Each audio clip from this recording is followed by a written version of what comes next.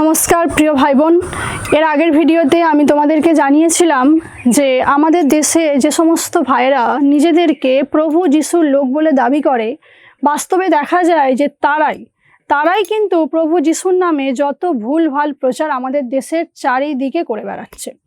তো সেই কারণে আজ আমি তোমাদেরকে এটাই বলতে চাই যে দেখো, প্রথমত আমরা এটাই মনে করি যে শাস্ত্র মতে ওই যিশুর বিষয়ে অপপ্রচারকারীদেরকে আমাদের প্রভু যিশুর সত্য বলে ভাবাটাই উচিত কাজ হবে।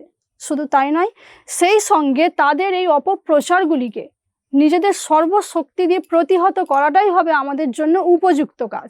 তাই আজ আমি প্রথমত এটাই চাই যে ওই প্রচারকদের ভুল প্রচারগুলিকে, ওদের এইসব ভুলভাল বক্তব্যগুলিকে তোমাদের সামনে একটা একটা করে তুলে ধরতে, এবং তাদের এই কথাগুলি যে কতটা ভুলে ভরা সেটা বাইবেল ধরে ধরে একেবারে তোমাদের সামনে প্রমাণ করে দিতে চাই। দেখো প্রিয় ভাই বোন, ওই প্রচারকদের একটা প্রধান বক্তব্য হলো এটাই, যেটা ওরা বলে থাকে যে যিশু হলেন খ্রিস্টান বা তিনি খ্রিস্টান ধর্মেরই লোক, অতএব তিনি এই পৃথিবীতে এসেছেন শুধুমাত্র খ্রিস্টান জাতির লোকদের জন্যই। আর এই কারণে প্রভু যিশুর মনে খ্রিস্টান ছাড়া আর অন্য কারোর জন্য, অন্য কোনো ধর্মের লোকেদের জন্য দয়া মায়া ভালোবাসা কিছুই নেই। তাই যিশুর ভালোবাসা পেতে গেলে বা প্রভু যিশুকে পেতে গেলে অবশ্যই আগে খ্রিস্টান ধর্মটা গ্রহণ করতেই হবে। এই বিষয়টা এরা খুব জোরের সাথে প্রচার করে থাকে। তো দেখো প্রিয় ভাই বোন, এর বিরুদ্ধে তাদের এই বক্তব্যটার বিরুদ্ধে আমি আমার নিজে থেকে কিছু বলতে চাই না, কিন্তু পবিত্র বাইবেল শাস্ত্র যেটা বলছে সেটাই আমি তোমাদেরকে জানাতে চাই। দেখো, প্রথমত তোমাদেরকে এটাই বলি, তোমরা প্রত্যেকেই এটা আমাদের আগের বহু আলোচনাতে শুনেছো, যেটা আমরা শাস্ত্র থেকেই বলেছি যে প্রভু যিশুর পরিচয় হলো তিনি হলেন পিতা ঈশ্বরের পুত্র, একমাত্র পবিত্র পুত্র। তো সেই কারণে আমরা এটা জানি যে ঈশ্বর পিতার কোনো জাত ধর্ম হয় না, আর এই একই সুবাদে প্রভু যিশুরও কোনো জাত ধর্ম থাকতে পারে না, তিনি কোনো মতেই খ্রিস্টান নন। এবার আমি বাইবেল থেকে তোমাদেরকে প্রমাণ দিচ্ছি। দেখো, বাইবেলে তোমাদের যদি কারোর কাছে বাইবেল থাকে তোমরা একটু দেখবে, লুক 2:10 এই অংশে আমরা পরিষ্কারভাবেই দেখতে পাই, সেখানে এটাই রয়েছে যে যিশু এই পৃথিবীতে এসছেন সকল জাতির সকল ধর্মের মানুষের জন্য। তাঁর এই পৃথিবীর আগমন সেটা সমুদয় মানুষের জন্য হবে, ঠিক এই কথাটাই উল্লেখ রয়েছে ওখানে। তো এইখান থেকে আমরা এটাই মনে করি যে সকল বলতে, সমুদয় মানুষ বলতে শুধুমাত্র খ্রিস্টান জাতির লোককে কিন্তু বলা হয় না, বা শুধুমাত্র খ্রিস্টান জাতিকে বোঝায় না, সেটা সমস্ত মানুষের উদ্দেশ্যেই বলা হচ্ছে, সে যে জাতির মানুষই হোক না কেন।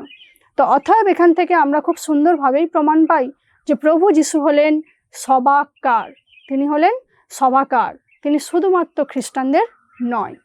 আরও একটা প্রমাণ আমি তোমাদেরকে বাইবেল থেকেই দিচ্ছি প্রিয় ভাই বোন, যে জায়গাটার কথা শুনলে তোমরা আরও বেশি অবাক হবে। তোমরা দেখবে তো একটু বাইবেলে রোমীয় 10:11-13 একটু দেখবে তোমরা, এখানেও এই কথাই লেখা রয়েছে। প্রভু বলছেন যে দেখো, এই জগতে খ্রিস্টান কেন, এই জগতের কোনো প্রচলিত ধর্মের সাথেই আমার কোনো সম্পর্ক নেই। আর আমরা এটা মনে করি প্রিয় ভাই বোন, ঈশ্বরের পুত্র হওয়ার সুবাদে খ্রিস্টান কেন কোনো ধর্মের তকমায় দানার উপর দেওয়া যেতে পারে না। আর এই বাইবেলের রোমীয় 10:11-13 তিনি এই কথাই বলছেন যে আমি এই পৃথিবীতে এসেছি খ্রিস্টান অখ্রিস্টান সকল জাতির সকল ধর্মের মানুষের জন্য, সকলের জন্যই আমার মনে রয়েছে সমান ভালোবাসা। তো প্রিয় ভাই বোন, আমি তো বাইবেলের বাইরে গিয়ে কোনো কথা বলছি না, আমি তো যা বলছি বাইবেলের অংশ ধরেই বলছি।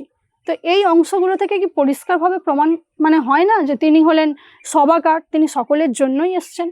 কারণ আমাদের বক্তব্য অনুযায়ী অনেকেই বিরোধিতা করে থাকে, কিন্তু আমি ভেবে পাই না যে যারা বিরোধিতা করছে তারা কেন আমি যে অংশগুলো বলছি বাইবেলের মধ্যে গিয়ে সেই অংশগুলো তারা খুঁজে দেখছে না।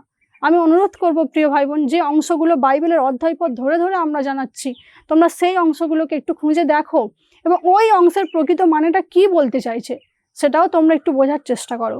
তাহলে তোমরা যারা অন্য ধর্মের মানুষ, বাইবেল কিছুই জানো না, তোমরাও বোঝার চেষ্টা করলে বুঝতে পারবে। এবং যারা প্রভু যিশুর নিজের লোক বলে নিজেদেরকে দাবি করছো, তার সত্ত্বেও বাইবেলের এই অংশগুলোকে চাপা রাখছো বা মানেটাকে ঘুরিয়ে ভুল প্রচার করছো, তোমরাও একটু চেষ্টা করলেই আমার মনে হয় বুঝতে পারবে যে প্রভু যিশু সত্যি শুধুমাত্র খ্রিস্টানদের জন্য নন, তিনি সকলের জন্যই এই পৃথিবীতে এসছেন। অতএব প্রিয় ভাই বোন, এবার তোমরা নিশ্চয়ই বুঝতে পারলে যে প্রভু যিশুর নামধারী ওই ভণ্ড প্রচারকরা কিভাবে দিনের পর দিন যিশুর নামে যত অপপ্রচার আমাদের দেশে করে বেড়াচ্ছে। তাই আমি তোমাদেরকে এটাই বলবো প্রিয় ভাই বোন, আমার কথা শুনতে হবে না, কোনো প্রচারকদের কথাই শুনতে হবে না। তোমরা বরং এক কাজ করো, প্রভু যিশুকে যদি সত্যি প্রকৃতভাবে জানতে চাও, তাহলে বাইবেলের যে অংশগুলো, যে অধ্যায় পদগুলো আমি তোমাদেরকে জানাচ্ছি, সেই অধ্যায় পদগুলো একটু তোমরা যাচাই করে দেখো যে আমি সত্যি বলছি কিনা।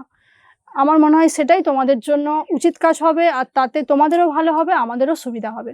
হ্যাঁ প্রিয় ভাই বোন, এটাই তোমাদের কাছে আমার বলার, যে যিশুর নামে চারিদিকে অনেক প্রচারক বেরিয়েছে, তোমরা কারোর ভুল প্রচারে কান না দিয়ে একটু বাইবেলের অংশগুলো যাচাই করে দেখো, নিশ্চয়ই প্রভু যিশুকে চিনতে পারবে এবং তারপরেই নয় তোমরা প্রভুকে গ্রহণ করো। এটুকুই আমার আজকে বলার ছিল। এই পর্যন্তই আজকে আলোচনা। ভালো থেকো সবাই, নমস্কার।